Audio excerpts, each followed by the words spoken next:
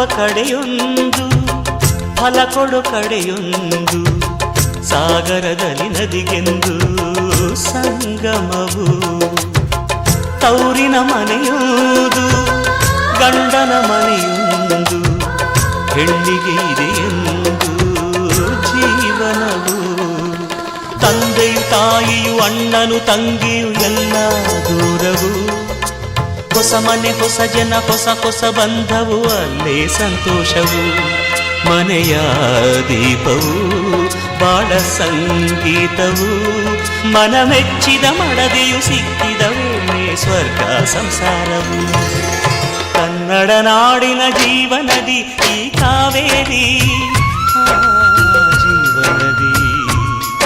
ಈ ಕಾವೇರಿ ಅನ್ನವ ನೀಡುವ ದೇವನದಿ ಈ ವೈಯ